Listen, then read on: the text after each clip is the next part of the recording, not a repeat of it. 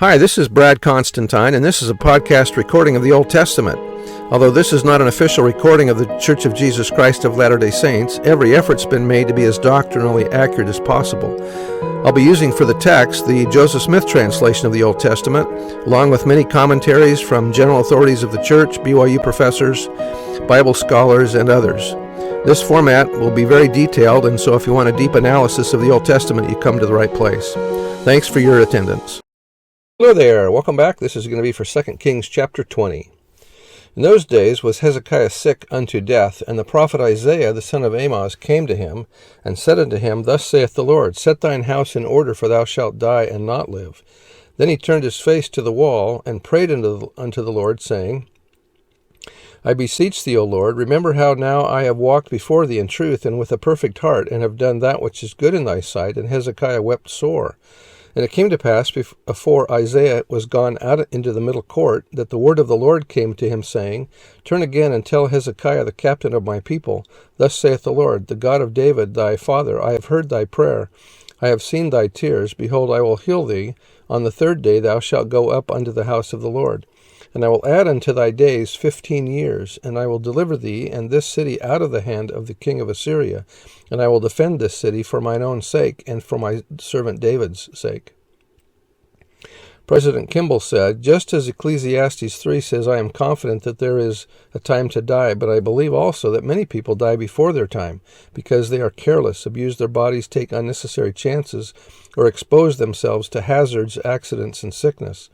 Of the antediluvians we read, Hast thou marked the old way which wicked men have trodden, which were cut down out of time, whose foundation was overflown with a flood? In Ecclesiastes 7:17 we find this statement, Be not overmuch wicked, neither be thou foolish. Why shouldst thou die before thy time? I believe we may die prematurely, but seldom exceed our time very much. One exception was Hezekiah, a 25-year-old king of Judah, who was far from godly than his successors or predecessors. In those days was Hezekiah sick unto death, and the prophet Isaiah came to him and said unto him, Thus saith the Lord, Set thine house in order, for thou shalt die and not live. Hezekiah, loving life, as we do, turned his face to the wall and wept bitterly, saying, Remember now how I have walked before thee in truth and with a perfect heart. The Lord yielded unto his prayers. I have heard thy prayer. I have seen thy tears. Behold, I will heal thee. A modern illustration of this exceptional extension of life took place in November 1881. My Uncle David Patton Kimball left his home in Arizona on a trip across the Salt River Desert. He had fixed up his books and settled accounts and had told his wife of a premonition that he would not return. He was lost on the desert for 2 days and 3 nights, suffering untold agonies of thirst and pain. He passed into the spirit world and described later in a letter of January 8, 1882 to my sister what happened there. He had seen his parents. My father told me I could remain there if I chose to do so, but I pled with him that I might stay with my family long enough to make them comfortable, to repent of my sins and more fully prepare myself for the change. Had it not been for this, I never should have returned home except as a corpse. Father finally told me I could remain 2 years and to do all the good I could during that time, after which he would come for me. He mentioned 4 others that he would come for also. 2 years to the day from that experience on the desert, he died easily and apparently without pain. Shortly before he died, he looked up and called, Father, Father. Within approximately a year of his death, the other 4 men named were also dead. Verse 7, And Isaiah said, Take a lump of figs, and they took and laid it on the boil, and he recovered. He may have suffered from carbuncles or clusters of boils, a condition arising from unclean skin.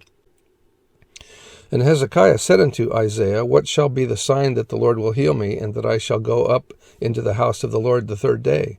And Isaiah said, The sign shalt thou have of the Lord, that the Lord will do the thing that he hath spoken. Shall the shadow go forward 10 degrees, or go back 10 degrees? And Hezekiah answered, It is a light thing for the shadow to go down 10 degrees. Nay, but let the shadow return backward 10 degrees. And Isaiah the prophet cried unto the Lord, and he brought the shadow 10 degrees backward, by which it had gone down in the dial of Ahaz. Ahaz was Hezekiah's father. The dial was an invention to tell time. Each mark was a quarter of an hour. Moving back 10 degrees was 2.5 hours. This may have only been a local instance. Scholars have suggested that this may have been an extraordinary refraction of the sun's rays, which has been recorded to have produced similar phenomenon in other places. In Metz, France, it was recorded on March the 27th, 1703, a similar retrogression on the sundial of about an hour and a half due to a refraction of the sun's rays by a vapor cloud. Verse 5, go and say to Hezekiah, this is another quote I'm trying to do here. Okay, I'm going to move on. Verse 12, and that time Berodach Baladan and the son of Baladan, king of Babylon, sent letters and a present unto Hezekiah, for he had heard that Hezekiah had been sick. And Hezekiah hearkened unto them, and showed them all the house of his precious things, the silver and the gold and the spices and the precious ointment, and all the house of his armor, and all that was found in his treasures. There was nothing in his house, nor in his dominion, in all his dominion, that Hezekiah showed them not. Then came Isaiah the prophet unto King Hezekiah, and said unto him, What said these men? And from whence came they unto thee? And Hezekiah said, They are come from a far country, even from Babylon. And he said, What have they seen in thine house? And Hezekiah answered, All the things that are in mine house have they seen. There is nothing among my treasures that I have not showed them. And Isaiah said unto Hezekiah, Hear the word of the Lord.